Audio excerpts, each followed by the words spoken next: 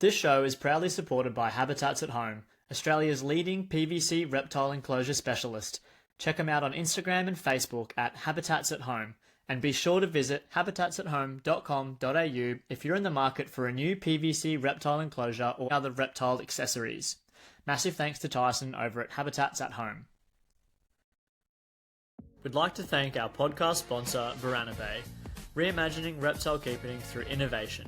They combine quality, design, and function to create high-end 3D printed reptile products. And if you've got a unique setup or problem, they'll craft a custom solution made just for you. Check them out on Instagram at Veranabay. This show is proudly supported by Dan from Red Earth Reptiles. If you want to drool over some of the best looking green tree pythons in the country, check out Dan on Instagram at red_earth_reptiles. G'day and welcome to Chat Green Tree Pythons. Hello, Dan. Hello, Joe. How are you? I'm doing well, thanks. I got dog hair flying around the room as a standard in this household. Just you and I today, mate. I reckon we can bash our gums together and come up with an episode. Yeah, absolutely. We'll give our perspective on a few things, I guess. Our perspective is correct because we are not experts. That's right. That's all we have. So today's episode, I thought we'd just do a bit of like a green tree python breeding 101, or our perspective of a green tree python 101. Yep. We have both had successes in it. Yours significantly greater than mine. We've gone about it different ways. Even myself, I've done it different ways and had success as well. So, I think in this one I was just going to say, I think everything we're going to say today, big caveat around it. This is what worked for us, given our particular climatic region and the sorts of animals we have and all that sort of stuff. So, if you're living in a colder part of Australia or a colder climate in the world, this will be different for you. Yeah, definitely. I think that's very important too, is considering that, your climatic region, where you are, how you're keeping the animals, what types of enclosures, all those sorts of things are important. Yep. And I guess you and I can discuss how we have kept them, our climatic environment, etc. But I think that the real green tree python enthusiast should be aware of that bit of info. And it even comes down to, like, is your cage, does it get direct sunlight through a window throughout the day? Because that's going to cook it. Is the window open all throughout winter, etc.? That's right. But also there are some underlying, I think, biological principles that apply to all pythons that I think apply to green pythons as well. So I would tend to agree with that. Yep. For example, my first time breeding them, I was like, they're just pythons as far as I'm aware. I was none the wiser. Yep. I had a 3-year-old female and a 2-year-old male. 3.5 and 2.5 at the time of pairing, and both from the same breeder. So for all I know, they could have been full siblings. It's unlikely, given I got him off Ray Field, and he's pretty prolific, breeds a lot of them. So, but yeah, who knows there? And I literally just put them together on and off for a number of months, and then moved to Cairns halfway through it from Townsville, and then she laid a pretty healthy looking clutch of eggs in a shoebox with a hole cut in it and sphagnum in the bottom. I think you're jumping way too far ahead though, Joe. I think we need to go right back to the beginning. I think right back about, how do you even source, a pair of green pythons to start with that you might want to breed with? Do you think it's wise to jump in and buy a couple of adults off Gumtree, for instance, or Marketplace? I don't know. How do you buy adult green pythons these days? Reptile classifieds or something like that. Yeah, there's not too many adults around nowadays, and I think sort of the most accepted route is buying juveniles and growing them up. Yep. And I guess a lot of the benefits with that is that, you get to grow with the animal. You understand its needs and its requirements as it ages. Um, and then what am I saying here, Dan? Yeah, you get to you get to see how it grows, and then Yeah. yeah, sort of see what it really needs, and how you manage it. Mm. Specifically, like the animal can deal with what you're giving it, given your climatic region as well. Um, Yeah, I think so. And I think given the prevalence of viruses as well in collections, um, you don't always know, particularly an adult, where that animal's been. Um, I think you reduce your risk a little bit for underlying viruses. Um, all of that sort of stuff. I think it's just important yeah, well, to get neos, and I think it helps you to, as you say, you grow with the animal. And for me, what that means is you get to experience all those different life stages, which will give you experience later on. definitely, and there are different challenges faced throughout those life stages. Mm. Um, we haven't touched too much on viruses, sort of as a whole in this podcast, but I think that little nugget there that you're alluding to is that Nidovirus is sort of the big one. There's a couple other like Borna and Sunshine up here, but as Yep. far as we know, those viruses aren't is it vertical transmission where the babies get it? Anyway, if the Yes. virus is on the eggs and you artificially incubate the eggs, the virus will die on the eggs before the eggs hatch. So if there's no cross contamination with tools or tongs or water bowls or something like that, then there's a good chance that the babies should not have the virus. Is the little nugget there? Yes, that's right. And I think as people have bred green pythons, the way I know for me, the way I operate my collection is in terms of I have a sort of an order of operation within the collection.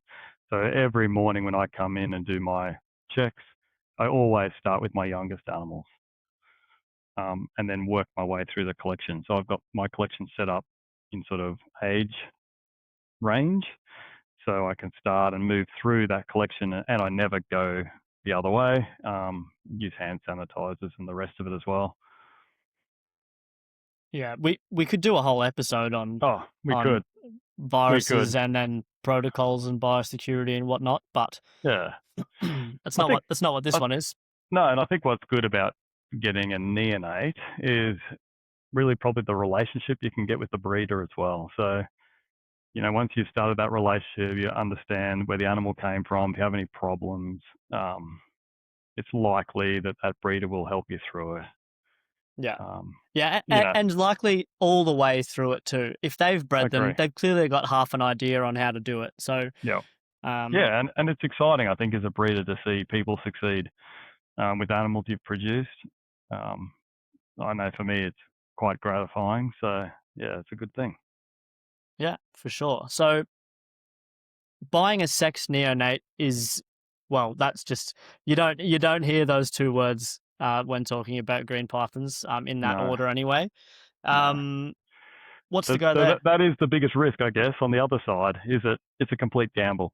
So not only are Yeah. you gambling on what the neonate's going to even look like, because that can be a range of things, you're gambling on gender as well. So it's what makes it a challenging hobby, I think. You're not sure what that neonate's going to look like, and you don't know what gender it is. I don't think that exists in any other species of python in captivity, No, right? mate, when carpet pythons are hatched now, you're just popping them as they Yep, go. yep, that's Yeah, right. but clearly the risk here, as we were talking a bit about before we started recording, is that green pythons are very sensitive snakes, particularly in the cloacal region, and the less tampering with that area, the better. And so I Yep. guess the general consensus for sexing animals is a males will shed out sperm plugs in a shed, or a mature male will. Mm. And if a snake lays a clutch of eggs, then it's likely that that's a female. Yeah, that's right. I mean, Oh, well, I would call that definitive, probably. So, definitive. yeah, Yeah, that's right. I concur. I But concur. yeah, yeah, yeah, yeah. So I But don't think we've had any male snakes lay clutches. well, I certainly haven't. That's for sure. No. But And it's interesting too because each of the neonates or green pythons, full stop, they all have their own sort of quirks and their own Hmm. sorts of, one might smash every single meal. One might, Yep. be a bit more reluctant. One might shit more. One might shed more. Yep. There's all those little quirks to learn along the way as well. And I think if you were in an ideal world to start off with a small group of, I don't know, maybe four animals gives you a pretty Yep. good chance of seeing a range of different, I guess, quirks or idiosyncrasies, and then also giving you a really good chance of getting at least a pair. Yeah, I agree. Yeah, Absolutely. I think that you can have exactly the same setup, different snakes in every cage, and they'll utilize that cage differently. And they all have their individual quirks. They all grow at slightly different rates. Um, I think this probably comes down to, we're talking about getting young animals. We don't know their gender. You don't know what they're going to look like. What sort of underscores all of that is to be a good keeper, I think, is patience. Um, this is not. This is a long. Yeah, you listen. You hear it in lots of podcasts. It's a marathon and not a sprint, and that's definitely the case. Um, yeah, it's delayed gratification. Yeah, in practice, I guess. Yeah. yeah. And what's interesting too is all of the little quirks and idiosyncrasies can be fun and it's interesting and whatnot. But when you're trying to develop like a rule or an Mm, understanding of the snakes as hmm. a whole, it just Yes. gets thrown out the window because all of your snakes are all doing different things. Yep. I think Um, that's which fair. what we have spoken about before is just learning the animals and understanding what they're doing off, like, usually through observation. And so being able to grow the animals out into a size or age or just maturity in general will really give you the upper hand as opposed to just getting a pair, an adult pair, and then just sort of freestyle and a bit. Um, yeah, definitely. Definitely. Definitely. And I think unfortunately with these buggers, they can just die as well. So it makes it really hard. I think what makes it hard is they're expensive and they tend to just die sometimes without really any real reason. And they take a long time to mature. So it is hard. It's a hard thing. And for me, I've been fortunate. I started with just a couple of pairs, had one female for many years. So I talk to a lot of people through Instagram, and I empathise with the need or I guess the desire to acquire as many animals as possible. I get it. And if you got the capital to do it, go for your life. I'm not going to say don't do it, but it comes with risks. Yeah. It comes with, excuse me, it comes with risk for sure. And there's also like you wouldn't just go out and buy 10 red neonates and be out of pocket, I don't know, tens of thousands of dollars. And Yeah. and then to figure out that you don't like it too. You know, Well, there this is there true. are This is very true. I yeah, think we see in the hobby lots of people across all different reptile species, like shooting stars. They're bigger than anything, and they collect a whole bunch of stuff, and then they're gone. Um, yeah, they vanish. because because a lot of it is fairly boring maintenance, and if you don't love that side of it, it's not going to be so enjoyable. And it's not gonna work. Yeah. But so we've got some neonates. When do you think maturity comes in for green pythons? Well, look, I think for me, in my collection, I think males that are 3 turning 4, I I find that they're fairly vigorous, ready to go. Um, I like my females to be much older, um, only because I want to maximize. You get very few opportunities to produce clutches, and I want to maximize the number of eggs per clutch. So, and and of course her longevity. So that's just my kind of rule. And that really, for me, a female, you know, anything beyond, 4, 5, 6. I've held off female till they're 6 and had really, really good success with 6-year-old females. Um, and what I found with those females is I can tend to go back to back as well because they seem to have better, they just bounce back better. They seem to have better body condition overall, and I'm not really pushing them. So that's kind of where I land, but it also depends on the mix of localities within that animal as well. Some animals are much more slender, they just don't bounce back as well. But it comes back to if you can wait. I think Maxwell put that in his book. If you can wait another year, then hold off another year. Yeah, yeah. That seems to be the general consensus. Like, people are having success as young as 3, Yeah, but 4 or 5, that tends to be pretty readily accepted. I mean, in my case, it was 3, yep, and I couldn't tell you how heavy that snake was. Maybe 500 grams. yeah, Um, wow, I I yeah, I don't know. She's not a huge snake now. She's the female that I still have that laid a clutch of eggs for me last year. She's only about 800 grams now. So, and that was, geez, 6 years ago that she laid the first clutch. right. So, So, so a big gap between, and you wonder if you waited maybe a year or 2 years, if you might have got maybe more successive clutches. yeah, well, I think Don't know. a lot of the, I guess, lack of success that I had just came from, um, I guess, lack of information. I didn't really know what I was doing. I was just chucking them together and seeing what happened. I didn't sort of realize all of the little, nuances. It's a very nuanced sort of game, the green tree Yeah, python yeah. breeding game. I think that comes back to what you're saying.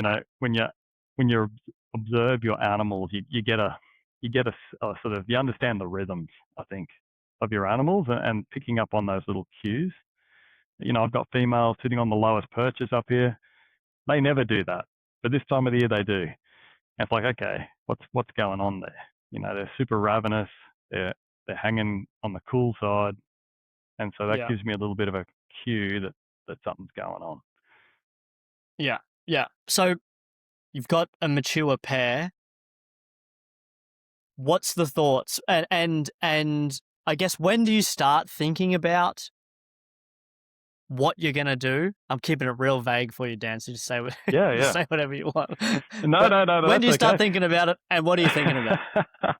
Well, you think about it 24 hours a day, every 365 days a year, probably. No, but Probably. what? Of course, the reality is most people just have a couple of pairs of snakes, and that's all they've got. That's what they're going to pair.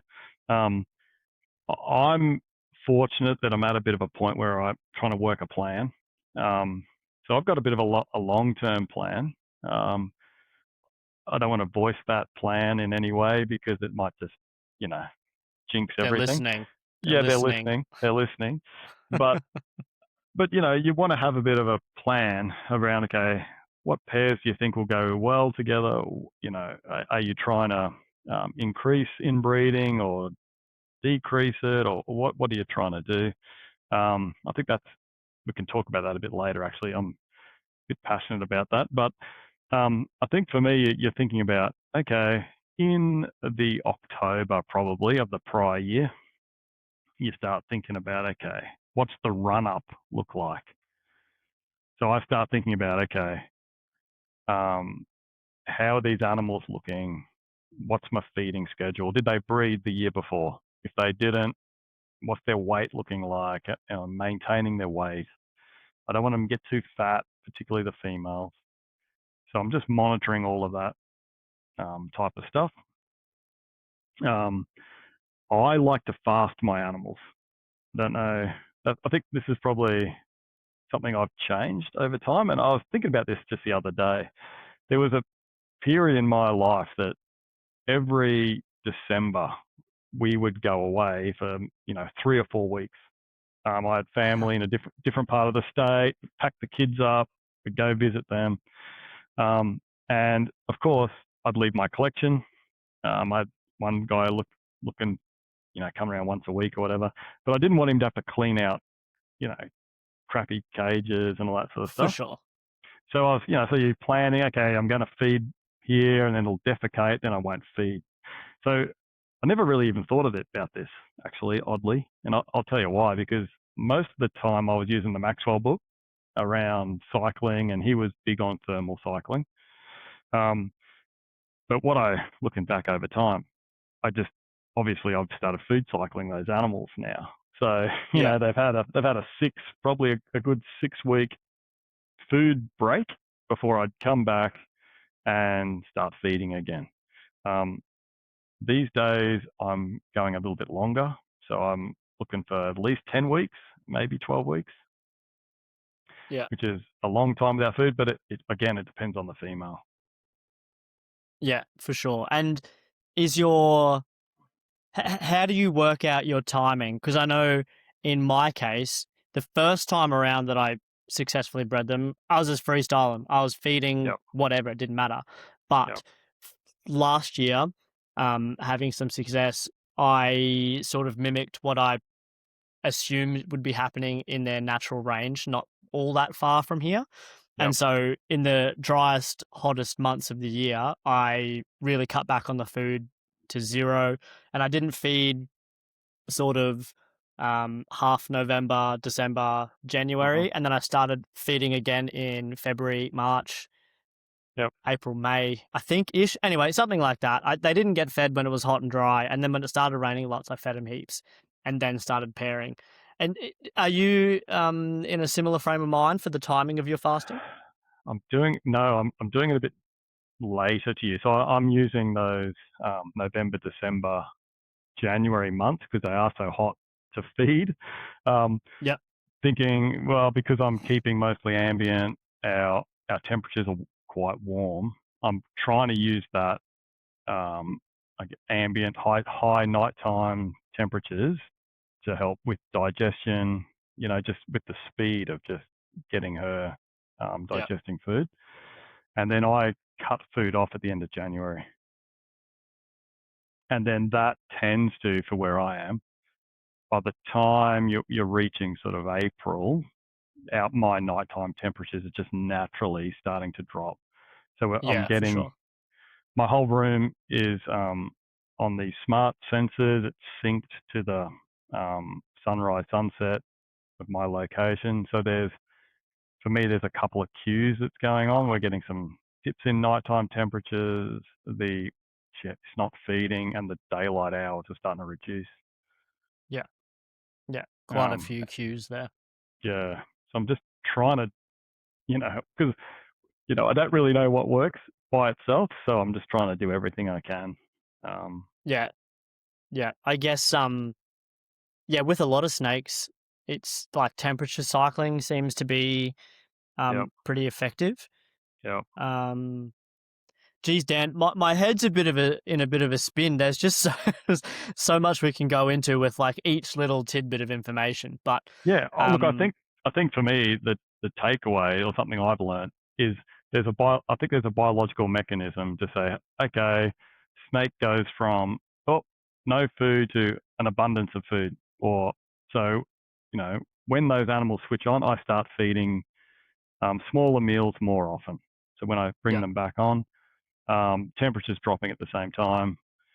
Um, that I think that's what's probably the most important thing is there's some change for the something. female. Yeah, Yeah, there's something that's yeah, different. Uh, and I'm not, even throughout the year, I'm not necessarily someone who's feeding on a schedule either. As I'm looking at the animal, I'm seeing what's needed. I know I'm going to breed that female. I want to have a bit of extra weight on her before she goes into a fast. Um, that's it, really. yeah. And are you doing anything with the males or just feeding all the way through? Yeah, I found that I think in the past I've underfed males, so I'm trying to. I'm like my males to have a bit of extra weight on them because they Yeah. tend to really move around a lot. And I've got How male. much? Sorry, I was Sorry, going to ask what your no, feeding no. plan is for a male. It No plan. depends on the size. No, well, there isn't really a plan. I'm fortunate. I raise my own rodents. So as those mice, I'm mostly feeding mice to males. Oddly Yeah, enough, I'm not feeding rats um, very much at all.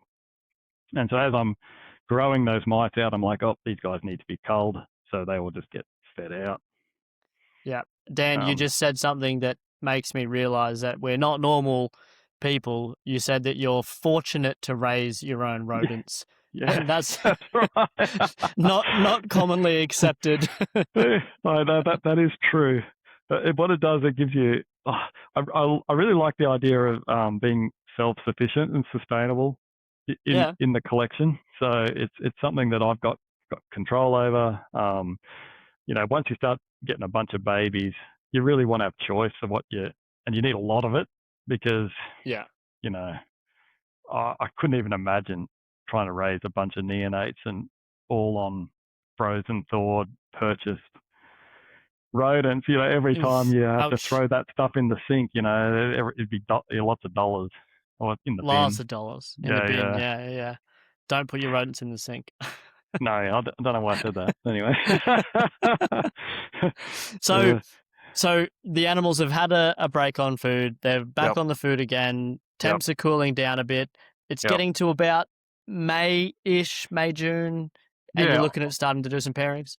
that's it. So I've got a couple of dates that I've got sort of penciled in, where I think, okay, based on where I'm at, based on the success I've had, um, I want to sort of start pairing at the end of May generally. Yep, Um, yep,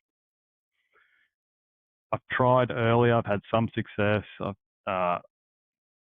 But this is where, on average, I find that I get the best results. Um, yeah, this year, though, I will admit it's been a little bit painful. I'm not getting the nighttime drops that I want. Um, I like nighttime drops. So, when we talk about nighttime drops, I guess it's a gradual decline to 22 to 20 degrees Celsius. yeah. That's what And that's what I aim for. that's in the room.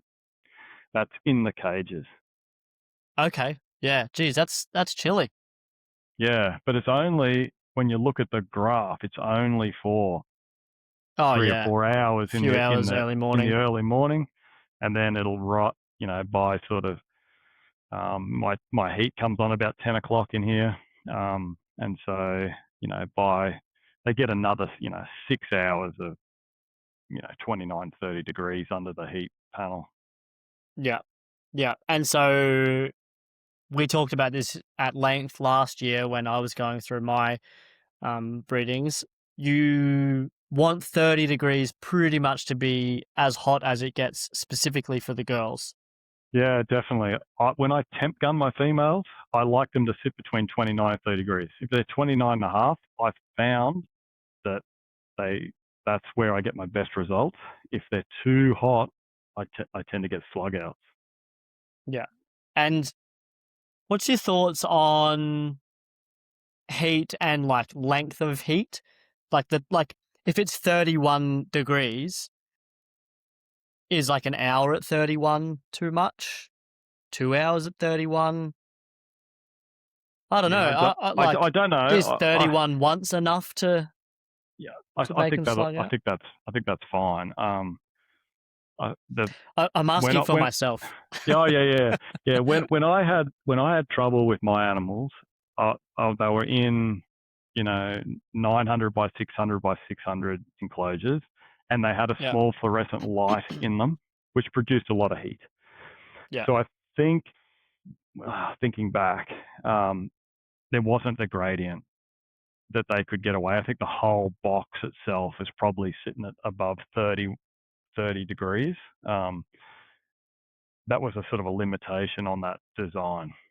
Now they can move away, and I've yeah. got multiple perch heights. So, and this time of year, the ambient temperature in the room is probably 27, 28 degrees. Yeah, but the green pythons, they're a funny thing because they can get away, but will they?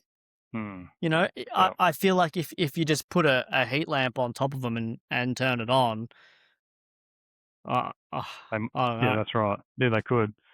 If they're comfy, Yeah, it is interesting. I know that I provide different overhanging fake plants so they can move away and feel secure. So I've yeah, got like an overhanging plant on the front perch, which is lower, and they will quite happily sit under that or then yeah, migrate back up to the heat. So just a few little tricks like that that I've found yeah, right. So useful. do you have a plant on the top perch or So just the because I bottom? So yes, both. So because I have Yeah, I use that pizza tray design with heat cord in it because of the perforations. I can zip cable tie a sort of a branch to that, so they right. can, which will hang forward and they can get underneath it and they feel quite secure. Yeah, yeah. And so I've just Um, used that design everywhere. well, if it works, Yeah, how do you how do you go about doing your pairings? I know that traditionally, um, across the board in all sort of well, pretty much all reptiles, at least in my experience, you always move the male to be in with the female.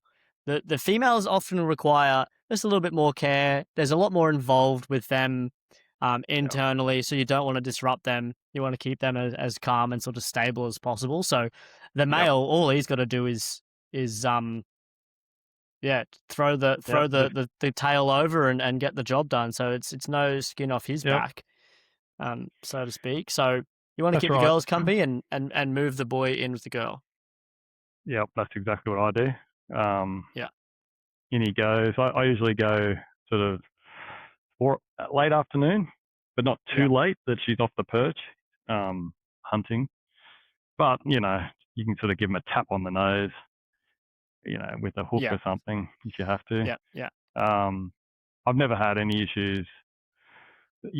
Strangely, the only issues I tend to get is I reintroduce the male back to the cage after, say, giving him a break from breeding, and we can talk about that a bit later. But he will smell his own urates and start flipping out.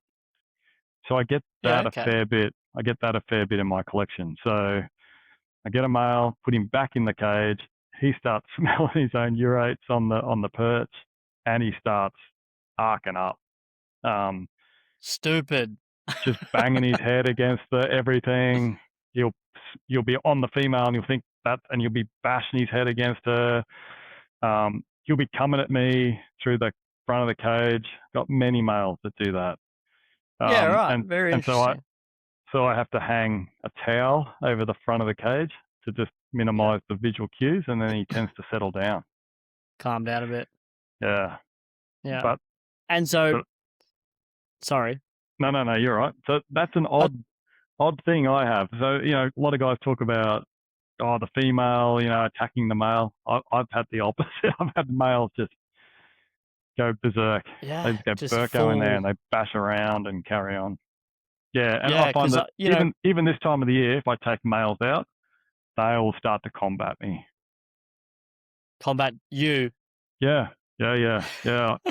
It's I've got Wow, some males. If I walk past the enclosure while they're in with the female, they'll come off the perch and smack the front of the cage. crazy. Mm, That's intense. Well, mm, does it translate to being vigorous yeah, breeders? yes, Yeah, yeah. They're yeah, super. They'll sit on that female. They'll perch on, even when not breeding. They'll perch on top of her all the time. They'll be super yeah, defensive. yeah. They got that dog in them, I guess. Yeah, yeah, yeah. And need more of that. That's for sure. Yeah. So when I did it last year, I was pairing for a week, off for a week, and Yep, when I say a week, I mean anywhere between 5 and 10 days. yep, And often, as I would pull the male out, I would give them both a meal. yep. And I think the males, if they're putting in a lot of work, it's good to give them the calories. Yeah, And the females, in an ideal world, they're building follicles, so they also need the yep, calories as well. Um, when they pair, have you seen or noticed any difference in like how successful it's going to be based on how rapidly they mate? Like if they mate on the first night, well, I guess that's kind of the thing with green pythons is you might have 50 nights of locks consistently, and then nothing ever comes from it. Yeah, Or in the case of my first time, when I bred them in 2020, 2019, 2020, I didn't see any locks. yeah, So it's all a bit of a guess, isn't it? yeah. I think if in an ideal world, if you've timed it all well, she hope this is where I'd love an ultrasound, of course, um, where if those follicles should be being built as the temperature's dropping, you're feeding her, she's starting to get the calories. There should be enough cues for her to start building those follicles. Um, I think the breeding activity as well helps progress Yeah. her. Um, I think I've only had one female, and I'm attempting her this year that's never gone the whole way after being bred, which is a frustration. I've only had one. They've either Yeah. resulted in eggs or eggs and babies, or infertile Slugs. clutches, or slugs, Yeah. or a combination of thereof. So Yeah. Yeah. mm. So something that was really well, we got to take the little wins along the way, though. Like if you Oh do see yeah, matings, that's yeah, amazing. amazing. Yeah. Yeah, Yeah. because I guess not all pairs are compatible. So I've got Correct. Yeah. one painful female up here that as soon as a male goes into her cage, she's off the perch and grounds herself. Um, and I haven't been able to breed her yet. And other Yeah. females will take off around the cage, but when they're ready, they won't. They'll just sit there, let the male court them. And that could be like a compatibility thing, or it Could could be. just be the timing for the Yep, females. They just don't want it. definitely. That's exactly right. And I Um. feel like that's telling you something. I think as a keeper, you need to then act on that. For me, I just Yeah. pull the male out straight away Yeah. because For it's sure. kind of pointless. Yeah. And that's sort of where it comes into the week on, week off. Yep. It is also helpful as well because you can just gauge it and see how things go. Like, um, you know, I'm going to do some pairings in the coming days, and if there's no mating for the first few days, I'll probably just take them out and give it another Yeah. week or two, and then Yeah. just try it Definitely. again. Yeah. Look, The window I is quite large. yes, yes, and I think that absence makes the heart grow fonder. So Yeah, if they're not co-housed, then I think that just increases your chance of the male wanting to breed.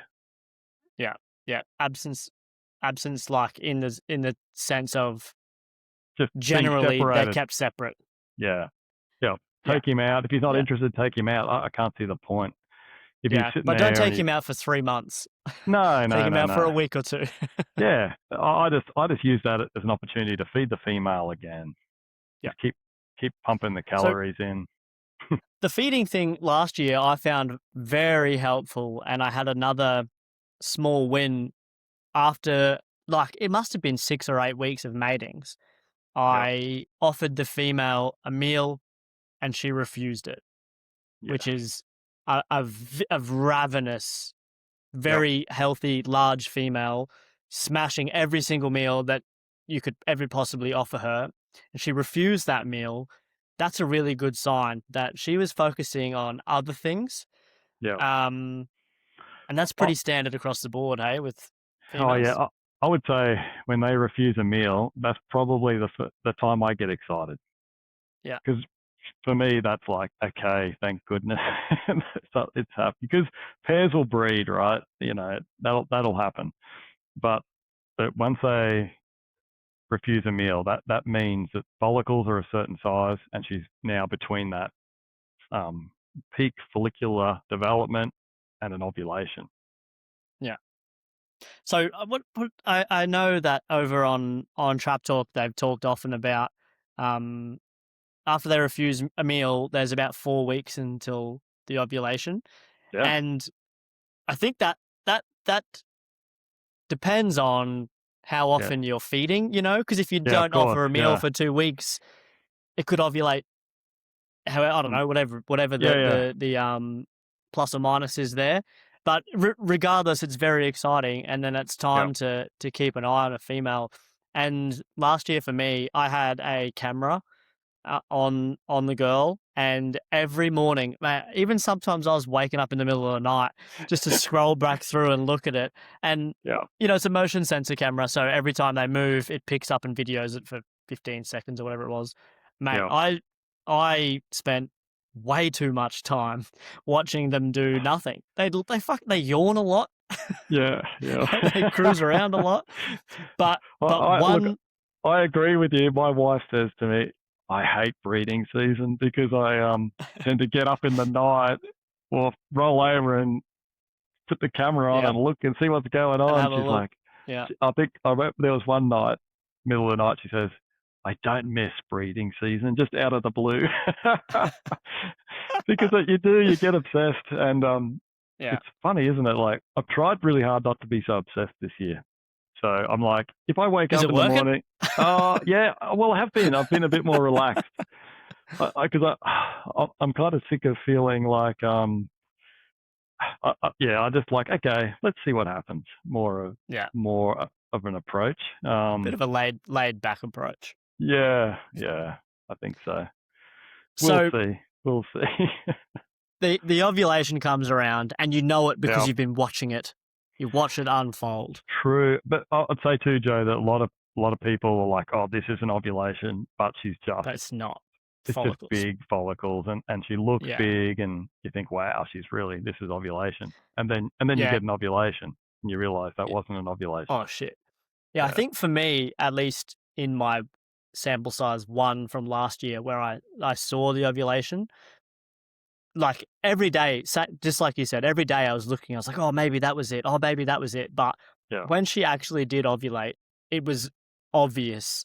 She yeah, was about twice the size of what she was the day before, and she was very uncomfortable on the perch, which yeah. was the main thing. She was spread out before, but when she ovulated, she was, yeah, visibly distressed. I didn't really, apart from knowing that something was going to result from it, didn't really enjoy watching her go through that. It does Like, not look like a pleasant experience at all. no, they sort of turgid almost. I don't know if that's the right word, but they just really like they're really like they're like a big sausage, really. Yeah.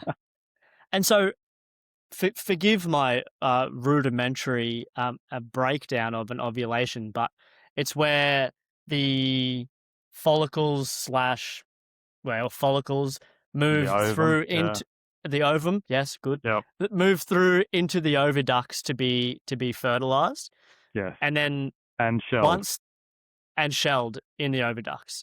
And once the ovulation has occurred, there's no reabsorbing the ovum. no, Something has to be passed after that. yes, that's it. Yeah. Yeah. And and in other podcasts they talk about then that the male, I think this is right, will go into shed. Um, Yeah. and I've had that a few times in my collection. The male then Yeah. starts Isn't that in interesting? the few days before starts to go blue, milky, and you're like, oh, what's going on here? Um, Mostly my reaction is, no, I need you to breathe more because I'm like, Yeah. Yeah. because Yeah. you just, you're highly strung at that point in Yeah. time. But yeah, normally, but not this year. 2026 is a It's different year, different. He's a different different year, man. different man. That's right. That's right. So the Yeah, so that's kind of cool. it is cool. I would like to see that hopefully this year. Um, Following ovulation, you hope that the eggs shell up nicely. They're fertilized. 40 to 50 days post ovulation, Yeah, you'll likely see eggs. But before eggs, you would also likely see a shed, which can yeah. the days are a tricky thing because they're a Mm, guideline. But I found mm, myself last year getting quite hung up on them. mm. Um, so my female laid the eggs 47 days post ovulation, and I think it was like 17 or 18 days pre-lay shed, post Right. pre-lay shed. Yep. Sure. Yeah. Yep. So Oh, that's good. that's well within the range of accepted, but once she sort of hit that 40 days post ovulation, I was stressed. I was Yeah. panicked. I was Yeah. like, everything needs to be perfect. So I think, yeah, a week or two maybe after she ovulated, or around there, maybe just after she shed, or whatever. It doesn't really matter. But that's when I put the egg box, or the nest box, in there for Oh, her. okay. Right. So you did it And soon after ovulation. You put a nest box sorry, in. no, I think it was a couple of weeks after ovulation, so it was Right. Yep. closer to the shed. Okay. And yeah, I didn't take out any of the perches. Granted, I think there was only one perch in the enclosure. Yep. Um, you just put a little nest box. I did run a thermometer in the nest box just to see what temps were in there, but I was Yep. running ambient, so it sat around, yeah, 28, 29 Yep. ish, Yep. 24/7. So I was Yep. comfortable with that. And then, um, Hmm. yeah, whatever it was, however many days post whatever, yeah, she went in there, and I think she was in there for 2 days before she laid, 2 or 3 days. And I was Right. ever so eagerly, every morning I was up way before my alarm to Yep. run in there and just lift the lid up and poke my eyes Yep. in to see what she was doing. Okay. What's your nest box Yeah. situation like? Yeah. It's a little bit different. I wait normally till after the pre-lay shed. Yep. I usually wait a week after that. Um, given that I'm sort of aiming for that window. 16 days is perfect. Anything from 14 days post shed, um, I'm expecting sort of eggs. Hopefully a bit later. I think that it's 18 days is great, because if they go too early, I think there's a correlation there between maybe not a perfect clutch, maybe some fertile eggs or some slugs. But yeah, so I just put a nest box in then. I I have been using nest boxes, like bird box, Maxwell style um, nest box with dry sphagnum moss in it. My enclosures are set up in a way that if I position the nest box in one back corner, the heat from the cage underneath Warms it miraculously, up. yeah, miraculously has it in the perfect range of about Yeah. 29 degrees.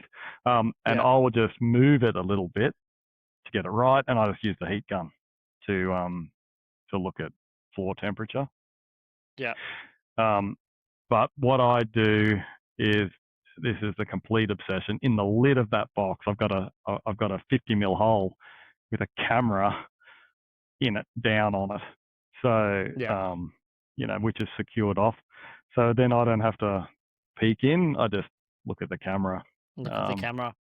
and I find that fascinating, actually, just watching her move around, and the way she sort of um, positions her body. You can see her getting ready for laying. I actually love watching green pythons lay eggs. I think it's amazing just to see that. And on the camera, they just glow white when they're good, and you certainly know when they're not good. They don't look so white. But I love that, and I think I've posted a video up on my Instagram as those eggs come out, and they come out like this balloon as they sort of balloon out, and then get Yeah. laid into the mass. I think it's the best.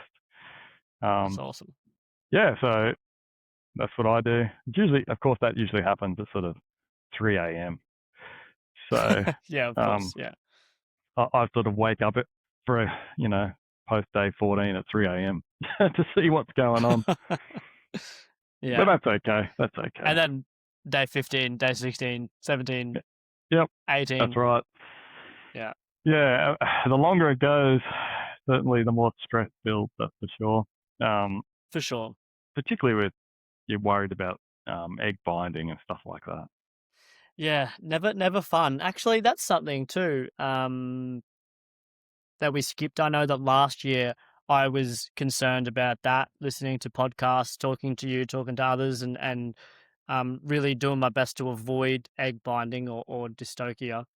And Yeah, so I soaked after a couple of recommendations. I gave my female a soak or two yeah, after her yeah, post ovulation shed. After she had the shed, I soaked her a couple of times. But that was also a bit of a tough thing to do because she didn't love it. Mm, So it was something where I had to weigh up. Where I was like, if she's really not loving it, then I won't do it. yeah, Um, but yeah, it worked. yeah. I think, and again, it depends on the individual. Like I've got some animals, they shed perfect every time. They just seem to just be naturally good at it, And I've Just got others robust. that are, Yeah, yeah, and I've got others that are super painful. And one of those I'm attempting this year, and I think I'll end up probably, you kind of know when they're going to shed, and she'll probably go into a tub with some water yeah. overnight with a heat pad just to make sure she can shed perfectly, that she can drink if she needs to. Um, yeah, a lot of this stuff, Joe, I think, is you just make yourself feel better, Makes you feel better. and also you can just tick a box. For me, I just go, okay, I've given her an opportunity. She's not going to freak out. The water's nice and warm, not too hot, like a Yeah, nice bath. In you go. I yeah, find that by getting a spray bottle and actually spraying them while they're in there, they tend to put their head in the water and they'll just start to drink. yeah. That's been a little trick that I've found. Works for me, but yeah, that's I all I think think. there are so many potential hiccups that can happen along the way, and Yeah, we've talked about it before. If you can do something to make that's not going to harm the snake and it's going to make you feel better, yeah, it's probably worthwhile because we can but be I think highly strung. yeah, and I think just even just how as we're talking, like that's why I don't think you can do you know 10 pairs of green or 20 pairs of green pythons Oh, every year because crazy, there's just crazy. yeah there just seems to be a level of kind of just um, extra husbandry that just needs to be Yeah, taken during that time. and also extra like just attention Attention. to Yeah, then make the decisions on what husbandry steps you need to do. yeah, Um, true, true. yeah, and so you've got eggs, a female wrapped on eggs in a box. What's your next step? Well, I get down here as quick as I can. I'd like to, I'd like to give them a couple, maybe an hour or so after. Um, Yeah, I think if you get them in that 1 hour post lay, you don't want to disturb, you don't want to jump in too early, because she may not have finished. So you just got to make sure and that's where the camera does really come in handy. Um, you'll see her beehive up when she's finished. You'll know when she's finished. yeah, So I just get in here and slowly unwind her. I always have a tub in a rack with a fair bit of warm water in it. So I take my female off and just put her straight into that straight into the warm tub. bath. Yeah, Close it. She's cool. Does a couple of things, washes her off, gets rid of the smell of the eggs, which will be important later on, and also gives an opportunity to drink. And then I just slowly, one by one, start to, peel those eggs apart, candle yeah. them. That's not fun. It's not fun. I think No, my eggs were probably, I don't know, maybe three hours or so yep, old. And I think I was on the phone to you actually, mm, like 7 o'clock in the morning saying, "Dan, what do I do?" And you're like, "No, no, it's okay. You just pull them apart." And it's just the yeah, amount of force required to pull them apart was ever yeah. so slightly And disconcerting. I and didn't love yeah, it. and I like to roll them. That's how I The pull. I don't twist. pull them Yeah. like that. I just roll them back and forth. Yeah. Also, too, if you have got them and look, the only reason I separate them is just because if one goes bad, it's Yeah. much easier to just take that out of the egg box. You're Yeah. not having to. I've got good friends who just pick the whole clutch up, incubate them as a mass. If they die in there, and they just let them ride. Yeah. It's not really my style. I like to candle them, number them, place them in the Yeah. in Yeah. the egg Well, box. interestingly, my first clutch back in 2020, a couple of those eggs did go bad, and they were in a clump, and it Yeah. was I got them out of there, but it was very, very difficult. It was not fun. Yeah. So, for me, I'm just like, well, why put yourself through that? Yeah, avoid. Yeah. They're like, because my philosophy for eggs is I want to do nothing to them, the least amount of tinkering, and I want to put them in the incubator and just kind of let them go, and adjust the temperatures as needed. But yeah, I don't want to be bumping them, Oh, intervening in any touching way. them, No, opening you it, yeah, just forget about it. I knew guys who were weighing them, and I'm like, just leave them be. Just stick them in no, there, let them yeah, ride. yeah. Yeah, Yeah, I was pretty similar. I just put a little mark where the embryo was, and then chucked him in the box, which I suppose we should yep, get to. My yeah, my chosen box was the decor muffin tub, okay, which yep, is what a lot of guys use. It's the sort of rectangular, rounded edge tub. It's got a little yep, raised white tray you can put it's for muffins. You put your second row of muffins in there. yep, Um, but what it allows, it's just got 4 little legs on it. I yep, used a heavily saturated perlite yep, mixture underneath it, which, yep, like, water does the same thing, but the perlite stopped it from slushing around. Not that yep. I'm Agree. shaking the egg box or anything, but I just want to Yeah, I agree. avoid I water use where I the can. same. I use the same. I think the perlite as well, because it's soaked. You got this extra surface area as well. So Yeah, yeah, in my mind, I'm yeah. thinking that gives you more surface area for humidity to Humidity to exchange. build, yeah. Yeah, so Mm. I did put 3 tiny little holes at either end, Yep. and I put 3 slot just above the waterline, and then I put 3 Okay. at the top of the tub, because Right. I figured if the eggs are going to generate some heat, I would like that hot air to come out the top and maybe suck in some cooler air towards the bottom and have a little bit of airflow if Sure. possible. I mean, I think we're talking in like the smallest of amounts. Um, but I Yep. also think airflow is good. The incubator that I used had an absolute shit ton of water in it, including like 4 20-liter buckets at the bottom of it that were just open at all times, and had a lot of water, like ballast water, heat ballast water around it to make sure the temperature was very stable. But I left the holes closed Hmm. until, oh shit, Dan, I can't remember what I had for breakfast, let alone what day I took the tape off. It must have been day 50 or something. Right. Um, Okay. So it's late. yeah, Yeah. So I yeah. start Oh sort fuck, of. was it? I don't know, man. Maybe it was It's day probably day. 40. Yeah, it's probably day 40, probably around that. Yeah, that But probably I make more think so. sense. Yeah. But I think that's when I start adding extra ventilation. Day yeah, 40. That's if you're assuming that you're going to sort of hatch on day 50. Um, hmm, my animals tend to hatch any bit later, day 53, 55.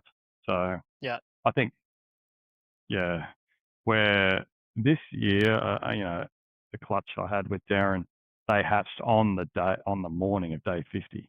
But having wow, said that, he's got um, a highly calibrated yeah, scientific incubator that's probably the average punter wouldn't be using. So the accuracy of that is, um, yeah. I It's think it's in ridiculous. 0.001 tenths of a degree or something, so it's highly accurate. Um, yeah. Yeah. What temperatures? Do you know what temperatures they were running at to Yeah. hatch at 50 days? Yeah. So we run the Maxwell method, um, of that ramp up to 31.5 degrees, 31.4, that sort of thing. And Yeah, then, a, significant cooling in the last 7 days yeah. down to sort of that 30 degrees, or, 30. Yeah. yeah. So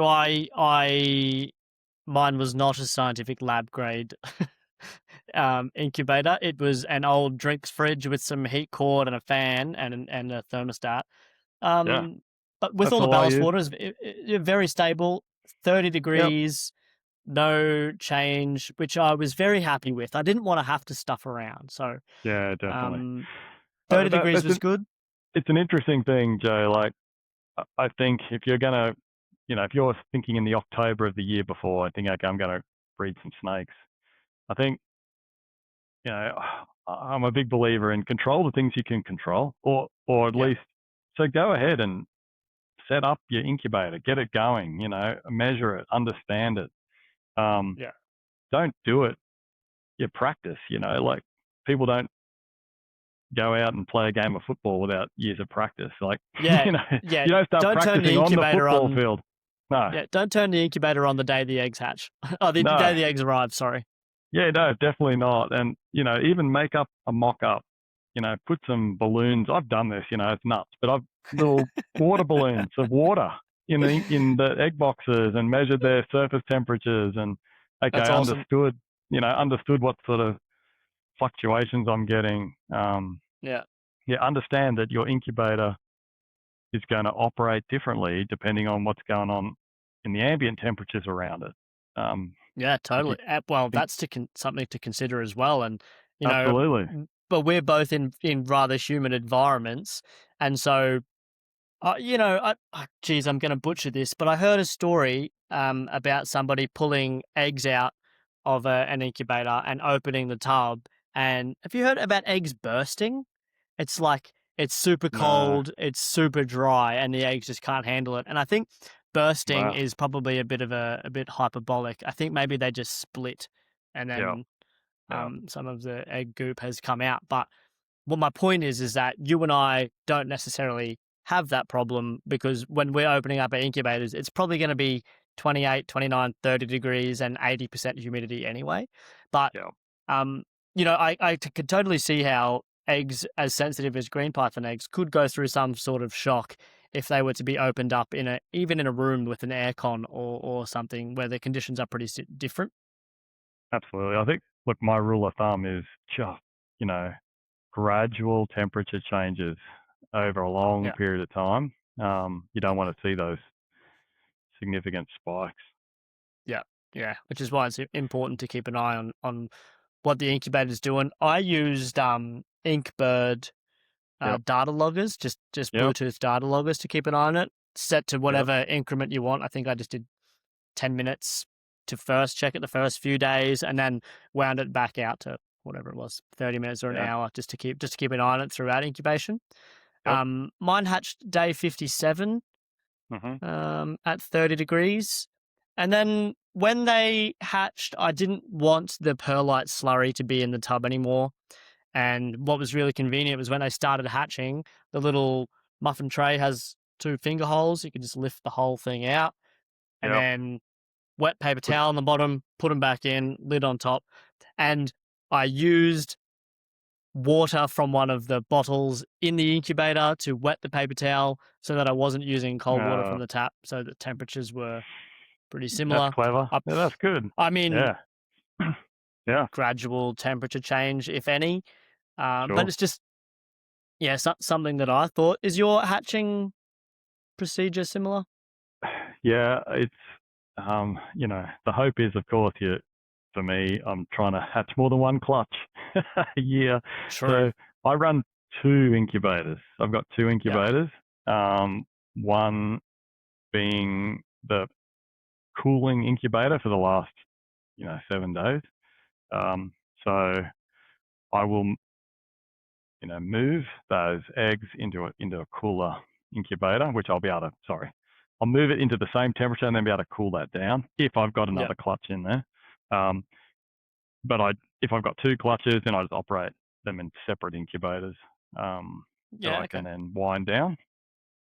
No, because I don't want to only move things if I have to, sort of last resort. But when you're getting to that day 40, I think that they're probably done with all of their significant development, and the likelihood of causing, you know, major issues, it's probably over. You're not going to shear embryos or do weird developmental deformities, I think. Um, fairly certain.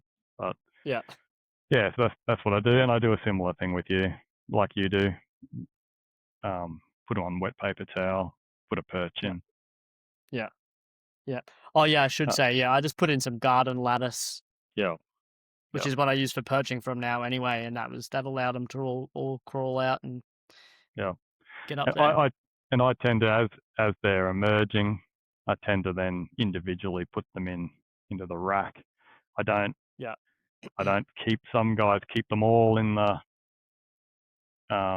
incubator box and even let Yeah, them go through their first shed. I don't do that. yeah, Um, yeah. I You'd find that rather just set them all up individually and keep an set eye them on them. up. I've had issues in the past where I felt like they were too humid in the incubator box, and Yeah, they got blown up eyes and things like that. That they shed off, yeah, no worries, but they got these sort of it felt like there was just too much moisture. yeah, yeah, yeah. I think that's very possible. I think humidity is important, but airflow must come Yeah, with it. yeah, Well, you can smell when an enclosure's been yeah, too soggy for too long pretty quickly anyway. But yeah, um, I think it's slightly more laborious because set all mine up individually straight away, and to go through and check whatever number of green pythons it is way longer than it takes way longer than just open up one tub. But you got to get used to it anyway because you've got that many snakes, so you may as well do it from the start. yeah. Absolutely. Oddly enough, gosh, it's a it's a bloody pleasure. Like they've Yeah, absolutely. survived. Yeah, They're yeah, they're definitely. in their box. They're perching. It's unreal. And I think it Yeah, starts to habituate them as well to the tub. I've got mine in racks where the overhang. They yeah. start getting into a little bit of a routine of how you deal with them. How you deal with them? Um, Yeah, yeah, they're cool. yeah. Dan, for some reason in my head, I thought that we could just do this episode in like half an hour or so. I know, me too. I've Can even you got my see the wife. time on your Even, end? Because it's yeah, not yeah, been yeah. half an hour. We're over an hour. And my wife Yeah, we texts are. me, "How much longer?" Yeah, yeah, yeah. It'll take as No, long as it takes. yeah. Well, we could get on to feeding neonates, but I think that's a whole It's another a whole challenge in other thing. itself. Yeah, Like there's probably something I was thinking while we're talking, Joe, is just exploring your motivation for even breeding them. It feels like that it's just agree. it feels like, I don't know, for me, if it just seems like that's what the natural thing to do is. But I think it's important to understand that, okay, when you start breeding animals of any sort, you've got to have a bit of a plan of, okay, what are you going to do with them? Um, Also, the reality of, so a lot of old time breeders of anything, dogs, cattle, whatever, have a bit of a policy around, okay, you've got to be prepared to cull hard as Yep, well for things that maybe aren't perfect or don't look right, or they're just, yeah, there's yep. issues with them. That's just the reality of breeding animals. Not, your 15 perfect eggs aren't going to yield 15 perfect adults. Yeah, It's for just not sure. the reality. So there's some hard, if you're not prepared to do that sort of thing, you've got to think about that, Yeah. because it's nature. Not everything in nature is perfect. For There's going to sure. be issues, and Yeah. so yeah, dealing with that stuff, and also yeah, just okay, why is it that you're breeding these animals? What's the and everyone's got their own reasons for doing that, and I'm not here to say if you're going to say I'm breeding them because I want to make money. Well, that's not my reason, but that's also a legitimate reason as well. And, That's a I'm not going legitimate to sit reason. here. Yeah, totally. Yeah, Yeah. I'm not going to I sit think here and oh sorry, I don't mean to cut you off, I was Dan. going to say I'm not going to sit here and take the high ground on any um, reason. It's just important, I think, for the individual to explore why is it that they're breeding them, and yeah, Definitely. I think you could even step back and say, why do you keep them? Why do yes, you want them? yep, You know, agree, and to I think green pythons really lend themselves to often finding themselves in the hands of responsible and capable keepers. Yep. Um, but if you are breeding them, it's you kind of do have somewhat of a responsibility to Hmm. ensure that they are going to capable people as well. So you can't just assume you're gonna, grab a pair of green pythons, bust out a clutch of 15, sell them all for however many thousands of dollars, and make a stack of money. Yep. There's I don't know. I think we sort of have somewhat of a duty, particularly if you are the person bringing the animals into the world. You kind of have to ensure that they are being cared for, and that you do have somewhat of a responsibility with them, I think. Yeah, I think there's a a respect for the process to Yeah, not just produce them, but just for the beauty of what the animal is as well. Um, yeah, and I think you're right. These animals aren't cheap, so they don't lend themselves to generally um, impulse buys. So mhm, so they are people tend to have thought long and hard about getting them and um, get really deep into them. And you're probably listening to this podcast right now. There's a reason why you're listening to it. yeah, You're really deep into the animals and trying to understand them and produce them. Um, yeah. and it's yeah, and for me, it's just when those babies pip the egg, there is nothing better in my opinion, and That's um, awesome. it's an awesome thing. Well, hopefully you and I both get to experience that again in about, I don't know, what, 8, 7, 6 or 7 months time, Yeah, maybe 5 or definitely, 6 months, maybe. maybe. Yeah. It's a long Well, process. it is. It is a long process. It's I always say it's a 12-month process. Always. Yeah, for sure. For sure. Um, yeah. Well, got a bit Hmm. philosophical in the end there, Dan. I think That's that's right. good. We'll get our pipes out and smoke our pipes. Righto. Well, I'm pretty happy to wrap things up there. If there are any keen listeners deep diving into green tree pythons and are looking to get some, please reach out. I've got a few available at the time of recording this. It might be different by the time it airs, but we'll see. If you even if you're just interested in general, feel free to reach out. At least to myself, anyway. Yeah, sounds good. You've been Wrap it up, Dan. You got yeah. anything pressing? Have I got anything pressing? No, no, not at all. I think yeah, I think they're an exciting species to get involved with. Um, very challenging, but that's just what makes them so rewarding. It doesn't Totally. matter. Yeah. Doesn't matter if they're yellow neonates, red neonates. It doesn't matter. Like all of that stuff aside, of course there's levels and people's egos and prestige and all that sort of stuff. It's got nothing about that. These are beautiful animals that have their own value, and they're just yeah, they're incredible to keep, and it's a privilege. And It is a privilege. I think that's important to remember. Um, we're fortunate that we live in countries and a point in time in the world's history that we actually have the privilege to even keep these things. Um, Yeah, how blessed are we? So, hmm, very much so. Yeah, they are awesome. And if you if you're keeping them and you don't understand that, you might need to go and sit in front of the cage and stare at them for a bit longer. yeah, Yeah, agree, mate. Yeah. very good. Well, Dan's on Instagram at red_earth_reptiles. I'm there at joemac.uthl. Thanks so much for listening, everyone. Thanks, Dan, for your time. Oh, And always a pleasure, Joe. cheers, mate. Take